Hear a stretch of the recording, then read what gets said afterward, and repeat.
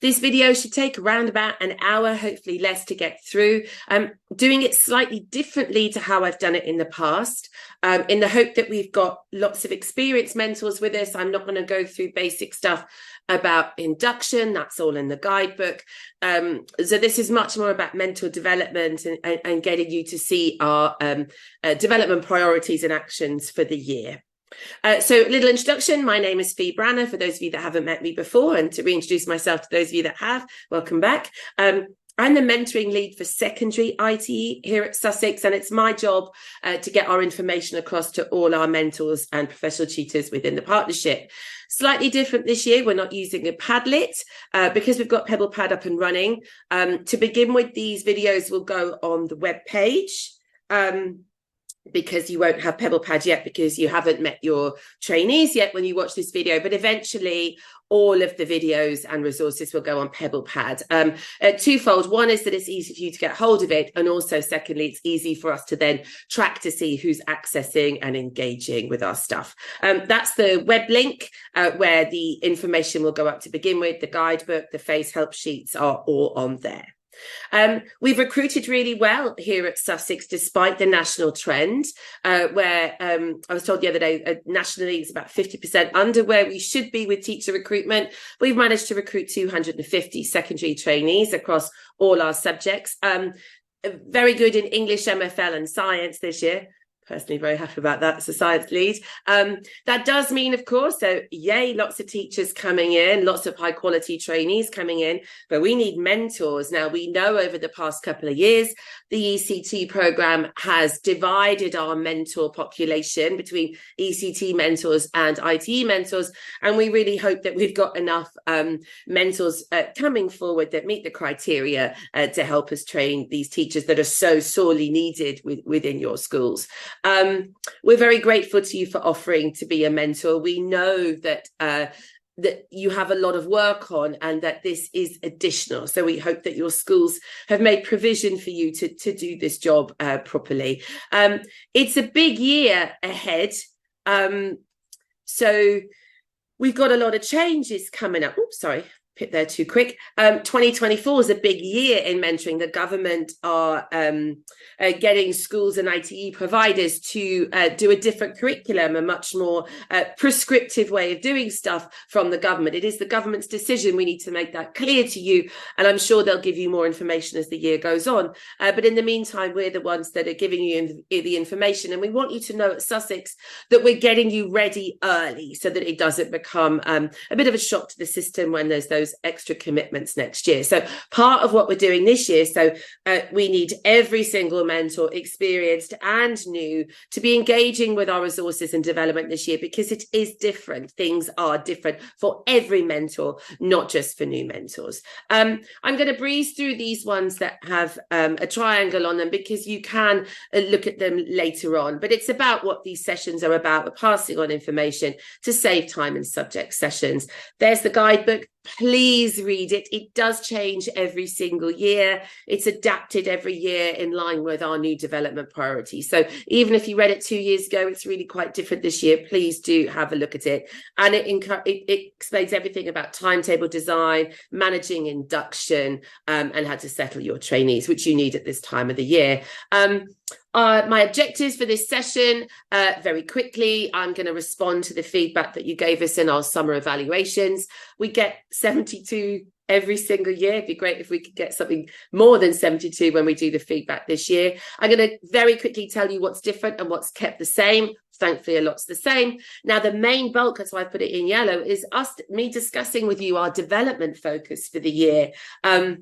We've got lots of things we've got to weave in readiness for 2024. We've got to show you a lot more of the theory and scholarship, but I've made tiny little sort of boxes to make that theory come to life. Hopefully, I'd really welcome feedback on the slides that I'm going to show you. And what I'm going to do today is give you a quick flavour of our development foci, and then over the year, we'll delve into each one in more detail. So one of them, I'm going to go into a little bit more detail about on-site mentoring today. And then the others, I'm going to show you them because you need them at the beginning, but then I'm going to come back to them as we go through the year, and I'll let you know which videos they're coming up in.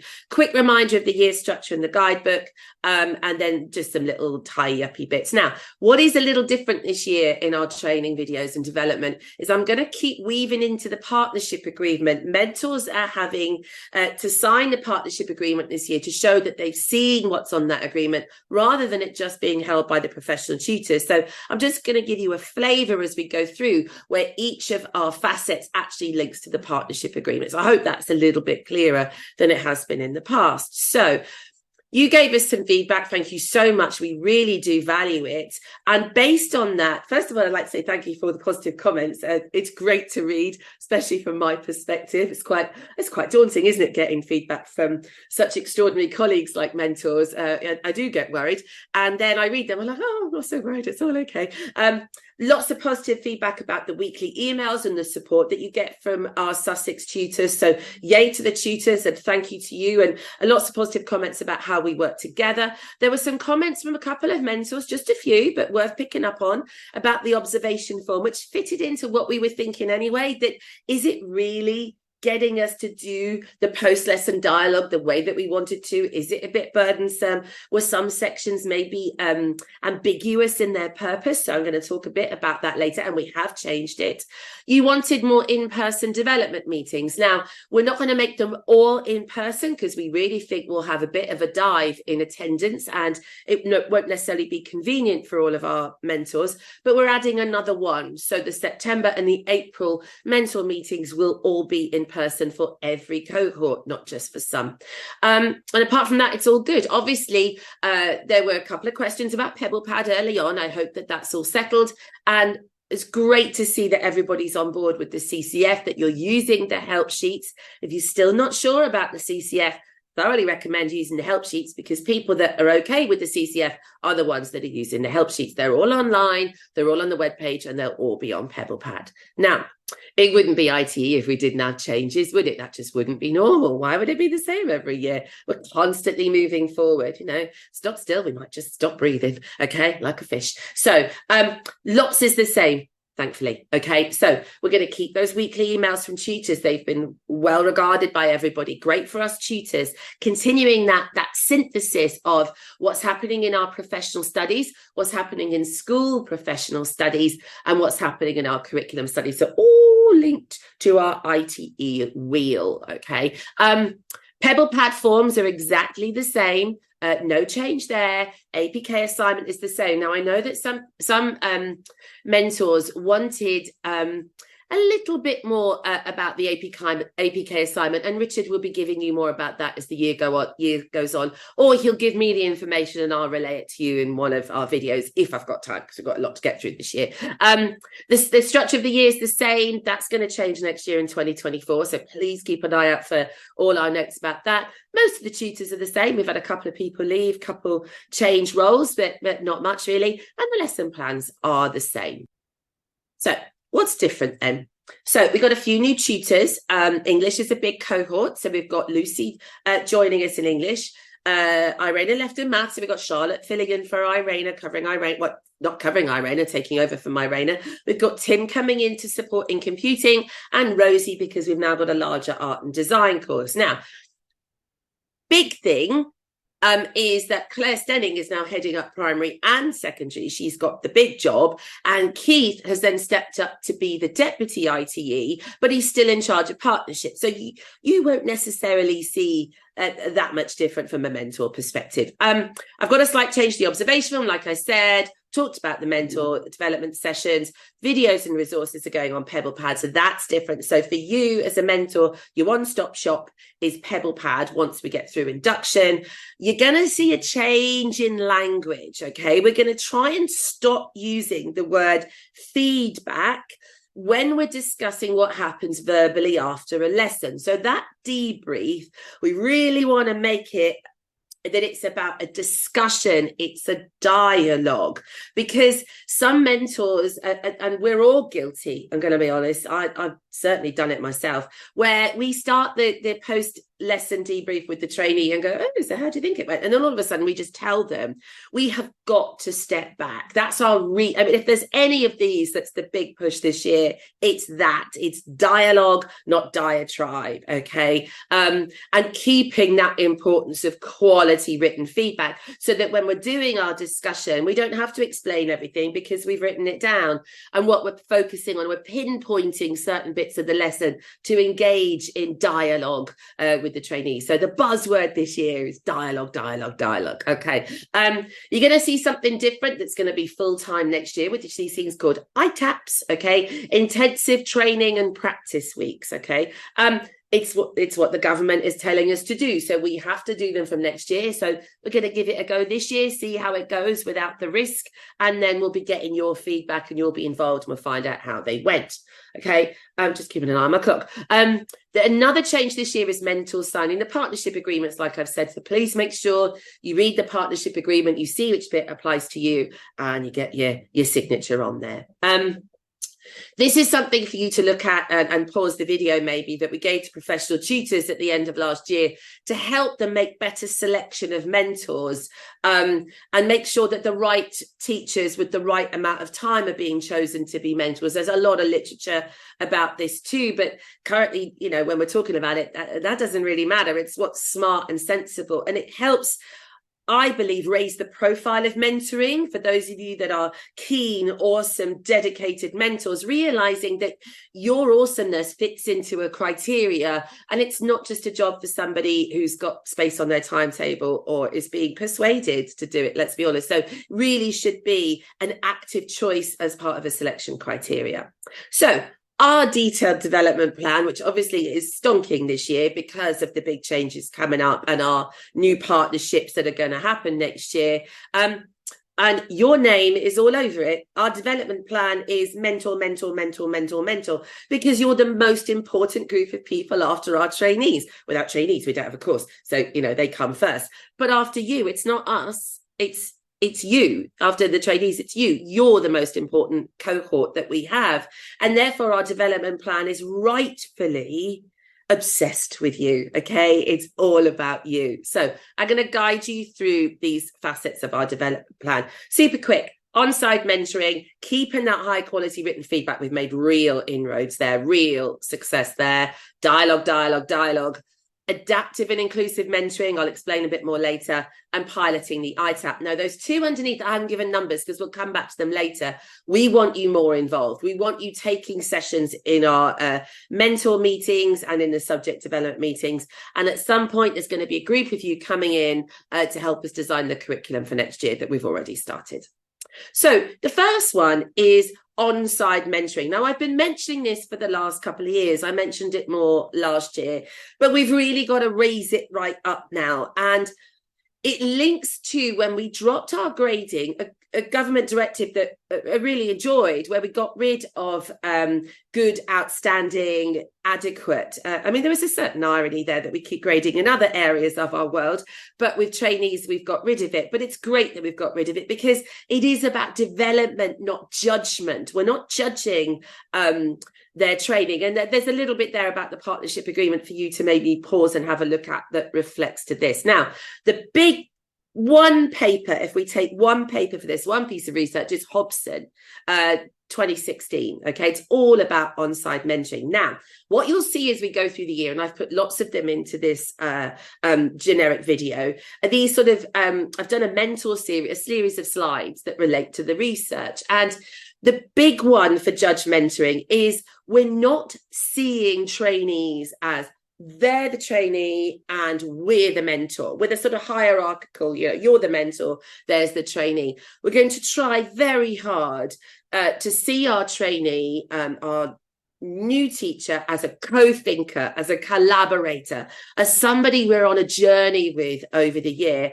And we're working together. We're not telling them what to do. Of course, at the beginning, when they're in that finding out phase, they don't know a lot. So asking them, well, how does the SEN policy work? It's a bit daft, really, because they need you to lead in some way. So we're still using that sort of practical wisdom at the beginning where we're like, okay, Of course you don't know that. Here's my help. We're not stopping helping, but at every opportunity possible, we're going to try and acknowledge that they know something, all right, that they've got something to bring. And it will really help us avoid what a lot of us have been seeing over the years, this learned helplessness. We all see it with children, don't we? We see it in children in schools all the time. And we also see it in trainees, where it's like, oh, I can't do it. You do it for me. What page was that on is a question I sometimes get asked.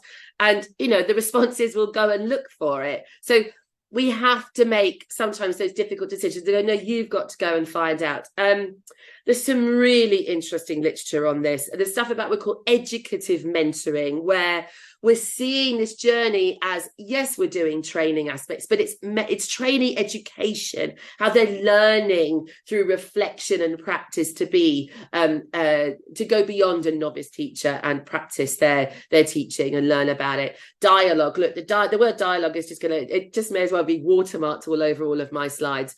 You got to have positive relationships. Obviously, we can't do this without them trusting us. Okay.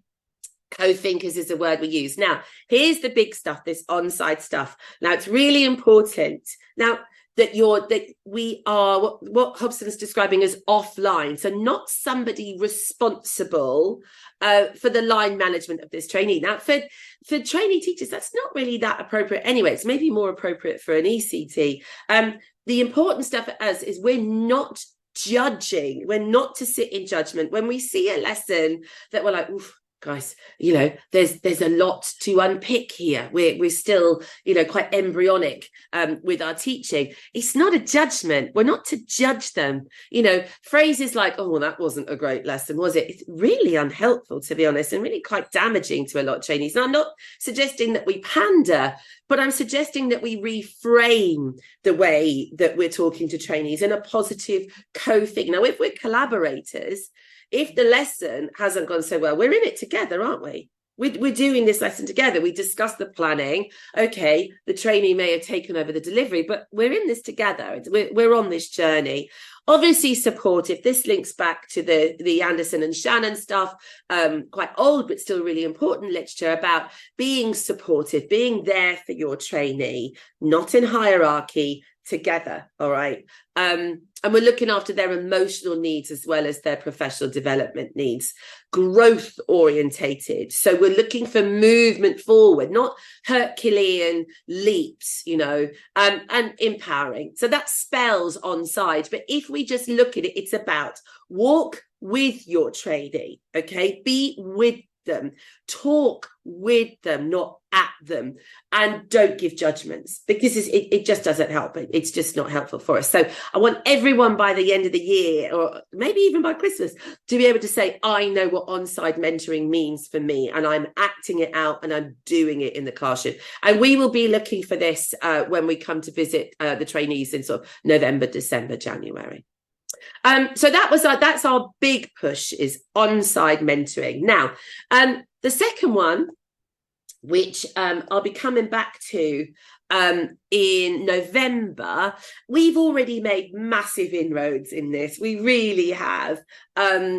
I was talking to the professional tutors about this a lot on our conference day in July, showing them some examples. I've got a compendium of examples that they're being sent in induction.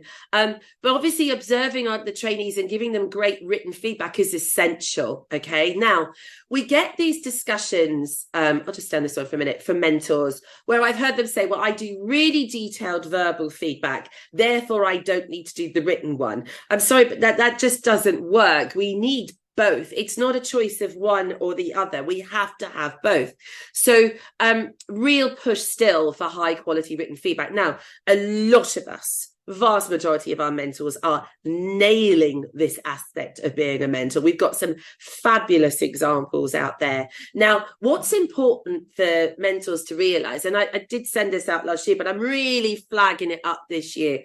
We have criteria as tutors that we quality assure your feedback on. So when you've had some emails from your tutors last year saying, oh, would you mind putting a bit more in this? Here's an example. And this is the criteria that we're looking at. Now, I got some comments in the evaluations where a mentor said, can we not have to mention subject knowledge every time?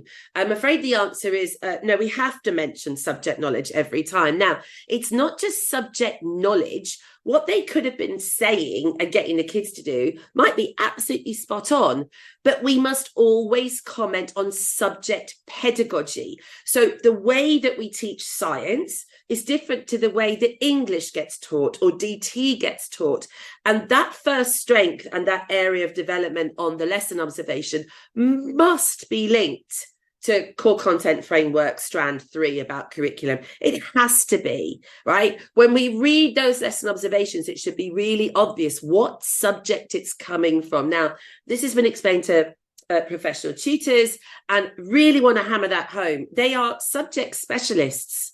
So if they don't know if they're getting it right or not so right in their lessons, we really need to make that a focus. So subject pedagogy, please don't change. It's fixed as strand 3 in that first strength and that first target. Please don't change that. Please leave it the way it is. That's what we want. Subject in strengths and areas of development.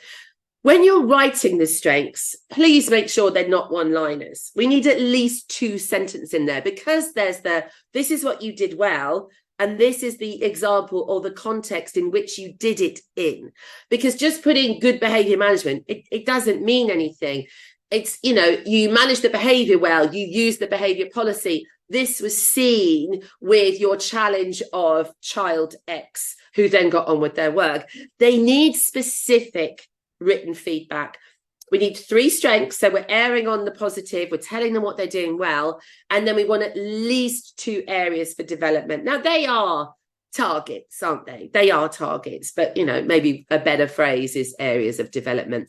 And again, we want what they need to improve on, but the how. It's really important that we put in there, how are you going to make this? How are you going to meet this? Where do you need to go? What do you need to do in order to do it? Now, the language of the CCF needs to be either overtly used, if you're talking about cognitive load or you're talking about modelling or questioning. Please use the help sheets to get that language, or the CCF easy copy sheet that I've made, or implicitly is fine. So long as we can see you're talking about modelling, we're talking about behaviour, that's grand. Just don't go off on a weird tangent. Now, this is really important to the trainees, that they get that form back within 24 hours, please. They have to be able to read that feedback and work on it. Now, here's the form, slightly different, okay? Not wildly different, slightly different. Look, I've put little stars here so you can see that you're not to change that strand 3. So it's pedagogy. So if their subject knowledge is bang on, tell them that their subject knowledge is bang on. And then if there's something about the pedagogy, maybe say in business studies, we would normally teach it like this, be sure to do more of that. Okay.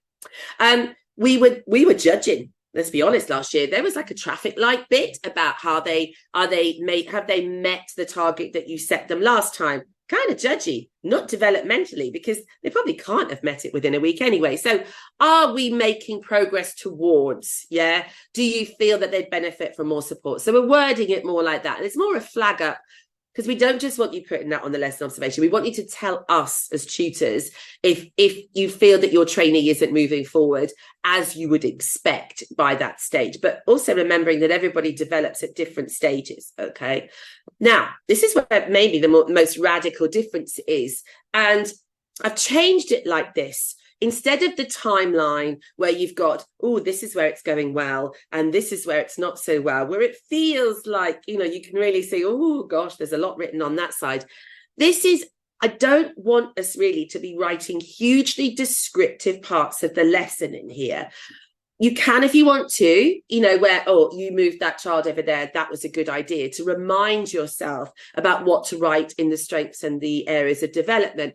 This is more an aid memoir for you as a mentor, because the last thing we want you to do is to sit at the end of the lesson doing the feedback in the dialogue and just reading this off, which is what we've seen some people do. And that is not what we want. That's not what we want. So in this bit, maybe write some questions or put kids' names and say, I'm going to ask them about Oscar later. And so you put, remember to ask about Oscar, why he wasn't getting on with his work, or did you give Emma enough praise? She was sat at the back getting on with everything. So it's for those right questions in here would be my advice, okay, as well as pointers.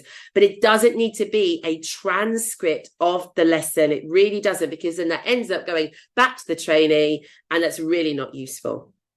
Now, this bit caused a bit of confusion last year. Now, what I'm going to say this year is it's just for you. It's just for you. It's yours. You can tick it. You can ignore it if you like. We don't need you to tick it all off. It's not necessary. We've embedded the CCF now. We're fine. It was really a tool to get us all to remember to think about the CCF. It's there to help you link to the CCF. Now, remember, it's not exhaustive. It would be too long to put inside the observation form. So they're just the key pointers. So it's for your use only. Use it to remind yourself, tick it however you want to use it. It's up to you. Very quickly on this, I'm going to come back to this in November about written feedback when we've all started doing it and see more examples from your tutors. But what we're looking for in written feedback is let's try and be non-directive, okay? Empowering them to produce their solutions. Now, that will come from the dialogue as well as what we write in. Now, look at this one, number 4. Detailed written lesson observations matter. Now, we've got trainee. I know that if I was in a post-lesson discussion and a dialogue, I'm so focused on my performance and what's going on, I doubt I'm going to pick up on everything, right? And you're only going to be discussing certain aspects in that post-lesson dialogue, not all of it. So that's where the written observation form really comes into its own, because the trainee can go away then, read it and go, yeah, okay. It's also incredibly important for trainees who have English as an additional language, for trainees who may have some processing issues, okay? And also just in the adrenaline for everyone after a lesson, being able to go away, read that feedback, have some proper private reflection is incredibly useful. And it renders that feedback almost useless if all you're doing is reading it out after, okay? They've got it written down. You don't need to read it out. Use that feedback session, that post-lesson discussion session for dialogue, and have the written stuff separate that's more prescriptive, okay? Okay, but I'll come back to that in November with more stuff. Now, I've talked about this a lot already, so I'm going to go through this really quickly, okay? So don't read the script. Lead, let the trainee lead, get them to lead. We want the trainee to say a lot more than you do, okay? Use the help sheets. Please use the help sheets if you're stuck. And again, the word dialogue. So there we go. We want non-directive, okay? And then there's some little hints there about what it means to do active listening. And it's how we sit back. We're going to purposely listen. We're going to practice listening. I'm going to have to work really hard on this, okay? It's still an area that I think a lot of us find incredibly challenging. And sometimes you've got a trainee that's just not forthcoming. And I think what we've got to do there is wait. Or say, let's discuss the lesson later when you've got time. And I know we're pushed for time. I know that's why we rush it and we want to give the feedback. But if we want to make it meaningful, let's wait till later. Yeah. Say, go away, have a think, come back to me when you've reflected, and then we can talk about the lesson. And I think that's where it comes in really handy, that we don't do the post-lesson dialogue straight away. Very difficult for us tutors when we're coming in. We haven't got time to come back and do it another time, really. We have to do it there and then. But for you guys, you can hopefully pick the time a bit more carefully. But I'm going to come back to this one in January. Now, adaptive and inclusive mentoring is the area that I'm going to be developing much more over the year, because that's the session that I'm going to be doing with all the South Coast universities. We're all picking one each. But it's important for us to think about right from the beginning. So we are embracing and celebrating a more diverse trainee teacher population, okay? We've got people from all kinds of backgrounds coming in. We've got career changes. We have all kinds of different people. We always have had. But I think over the years, we've realized we're not necessarily doing right by them. The way that people have been training teachers and us, we've had rigid rules, too rigid, restrictively rigid. Lesson plans 48 hours in advance, lesson plans 24 hours in advance. Now, I'm still thinking that that's an aspirational thing to do, to get ahead, to get organized, to get them in. Absolutely. We're not removing those sort of benchmarks of how we do co-planning. But co-planning shouldn't just be you being sent a lesson plan anyway. It should be discussing the lesson together. What are they going to teach? How are they going to do it? But being flexible and adapting, just like you do for the children that you teach, adapting our mentoring practice for a wide variety of trainees. And that's what we're going to be focusing on a lot this year, adaptive and inclusive mentoring. Now, if we're practicing on-side mentoring, shouldn't be that hard. If we're non-judgmental, if we're co-thinkers, if we're collaborative, if we're non-directive, if we're encouraging dialogue and co-thinking, then this shouldn't be such a problem, should it? It should be fine. Every trainee develops at different stages. There is no one size fits all. Okay, so we've got to get on board just like we do for the children. We adapt for the children. We're going to adapt for the trainee rather than the other way around. Obviously, trainees have got to adapt to their school environment. We're not saying they're not going to, but we've got to be more empowering for trainees from diverse backgrounds. We really do. So I've mentioned a lot about that. So we're going to stick to the outline of the course, but we can modify. We can do all kinds of things, okay? Apart from the number of days they have to do and the 2 placements, I'm sure there's lots of stuff that we can do, and we can be creative with solutions. So if you're not sure what to do, if you need to come up with an adaptation and modification, being creative, just get in touch with your tutor, and between us we'll work something out. But we don't want to lose people or make them feel that teaching isn't for them because we haven't made the modifications and we've made things too rigid. We just can't afford to do that. We just can't afford to do that for the individual and their rights, but also for teaching as a whole. Yeah, we've got to get people through. We've got to make them feel welcome. So big push on that this year. Now, big change this year, although weirdly, do you know, for us in Sussex, not so much. ITAP. Okay, you're going to hear a lot about ITAP this week. Oh, I should have had a little tap dancing icon, shouldn't I? So ITAPs are about intensive weeks where the trainees will have a focus. Now, you're going to think, well, hang on a minute, Sussex have a focus every week anyway, don't they? And we do. We do have a focus every week of the year. And our tutors let you know, and it links to your professional study sessions, and it's all really well connected. ITAP is different in that we are putting alarms and balloons and more pizzazz on those weeks. Now, we're starting with just 2. Okay, so again, it's the government's telling us to do this. This isn't our idea. We're okay with it. We're not upset about it, but this isn't us doing it. This is coming to us, okay? Like the changes in 2024. It's not us doing it. It's the government telling us we have to. There's 2 over the year. The first is in November, and I think it's pretty obvious the focus is going to be on behaviour. So we'll have certain key lectures, Sue Cowley type stuff, to get them sorted with that. Then they go into school. They do lots of observation with that focus. All your conversations with your trainee will be on that focus. And the lessons they teach will have a particular emphasis on planning for behaviour that facilitates learning, and then reflecting on behavior. So it's giving them sort of special lenses to look through that way. It's very sciencey of me there, look at my particle goggles. So that's what we're doing in November, and then we'll evaluate that afterwards with you. So we've got our subject mentor meetings after that ITAP week. So, well, how'd it go for you? How was it for you? Right. And then the second one is going to be in March, and that's going to be on adaptive teaching. So those are the 2 that we're going to do this year. We'll guide you through it. We'll give you more information. I'll certainly put more information in the November video so you know what you're doing. But really, you're heavily involved, but you're not going to have to do a lot more extra work. It's just about sticking to what's the focus for that week. Okay, so just showing you the year planner with the ITAPs. It's the same year as ever. We haven't changed the structure. So ITAP week in November there with that little star, and then the other ITAP there. So we haven't changed the year structure. Next year it will be different.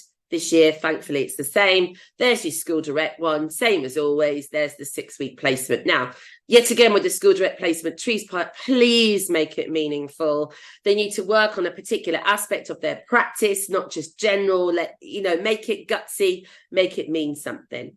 Okay, last bits from me. Quick reminders. So Pebble Pad is the same as last year, but up and running earlier, so that's good. You're going to record, the trainee will record their meetings that they have with you in there, and they will upload all their documents. We're going to encourage them to upload a lot more this year, so that it makes the end of the course for them when they're showing that they meet the teacher standards a lot easier. Assessment reports will all be on there, phase A to E as usual. But what's new, as I've said, is all the mentor videos and resources will go on there. And that will help us, you see, when they're online, we can't see who's watched them. And then to organise the payments, that can be slightly tricky. So we're going to be able to see who's watched the videos, and then that will help us to do registers, basically, so that we can let your professional tutors know that you've watched everything. And that is something we're doing this year.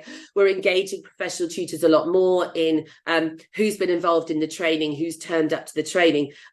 Because if you're not able to come, and you're not able to watch, then we need to get in touch with the school and go, have you given them enough time? Why aren't they able to engage with what is an expectation when you see from the partnership agreement that mentors engage with our development resources and attend meetings? It's a really, really important part of the role of being a mentor. And for experienced mentors, I do hope you're watching this. So much is changing, and it's changing rapidly.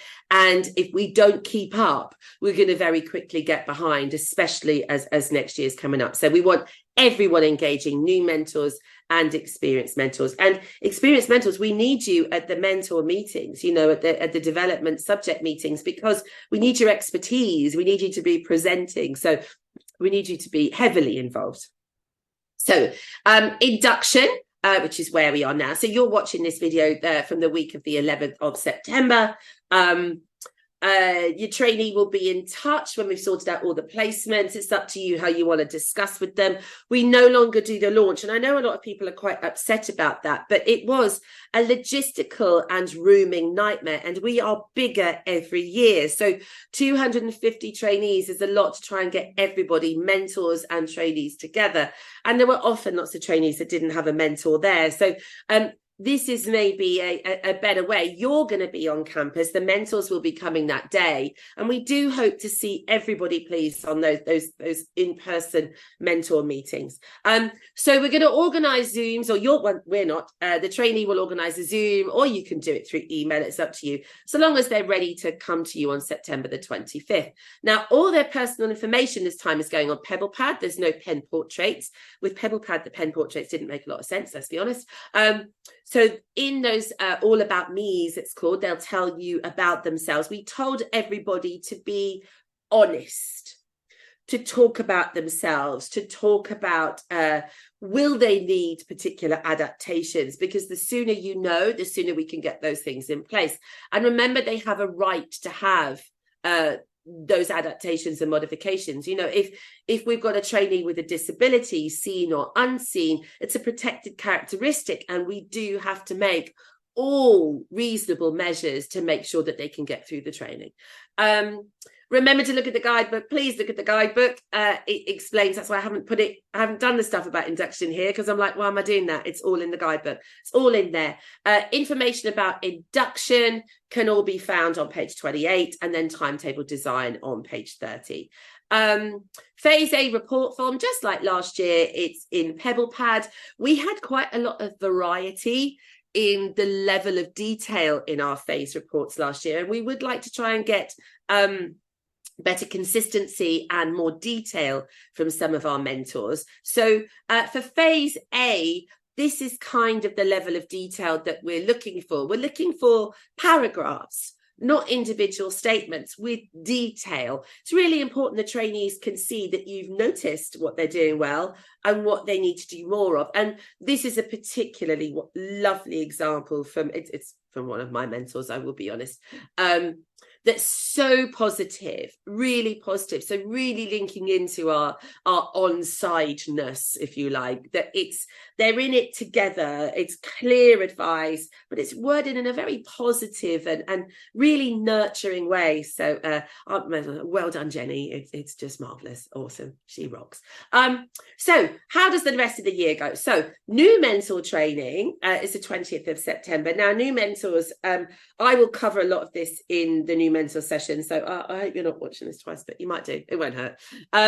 Mentor development on campus in our subject groups will be on Wednesday the 20th. That's in person, please. We want everybody there. Now, I love having everybody there. It's great. I've got 31 in my cohort this year, so that's a lovely big group of mentors to talk to each other and form groups. But for the smaller cohorts, where you've got less than 10, it's essential that everybody decides to turn up. Otherwise you can end up with a mentor group of 2 that turn up on campus, and that's really not good for the other mentors. How are you going to share great practice and develop with just 2 people there? So please, if everybody can commit to come to that in-person one. Phase A report is due Monday the 30th of October. Any questions about that, talk to your tutor. And then I've just put the lists down there that you can pause the video and have a look rather than me reading them all out. I will just point out very quickly, though, that April development meetings, that's the other one that's going to be in person on campus. So some of us did it in person and some of us didn't. It will be everybody doing it in person this coming year. So keep in touch if you and ask if you need anything clarified. Your tutor's always the first port of call, please. I can't deal with everybody's queries. That would just be a little bit boggly. So look in the guidebook if you're not sure about the name of your tutor, and earmark their email because you'll need it a lot. We much prefer in Sussex that you tell us, even if you think it's tiny. Let's all decide if it's tiny, but early alerts can give us an awful lot of information. We'll let you know if we've got a worry, and we want you to let us know if we've got a worry. We also love emails that tell us that they're great. Sometimes we feel a bit like a head of year, where all you get is the stuff when it's going wrong. Sometimes it'd be lovely to get an email to go, oh my God, they're just great. They've settled in really well. What a great first lesson. That would be nice too. That'd be really good. If you could do that, that'd be grand. And we'll do the same for you. So read the guidebook. Okay. On-side mentoring. This year has been brought to you by the word dialogue. Very Sesame Streety, right? Dialogue. We're not telling, we're asking, okay? Just like I started last year. Don't tell, ask, right? So we're really working on our questioning skills and our encouraging discussion. And I know we're going to have a great year. It's going to be marvelous. Now, I'm just going to finish off very quickly with this little poster that is on our website and will also be on Canvas. It's got all your key dates on there for you, and when everything's happening, okay? And then our special foci for the year. But thank you so much for your attention. I really appreciate it. And I will see a lot of you in person over the year, I really hope. But have a great mentor year, and I'll see you again in November. All the best. Thanks. Bye.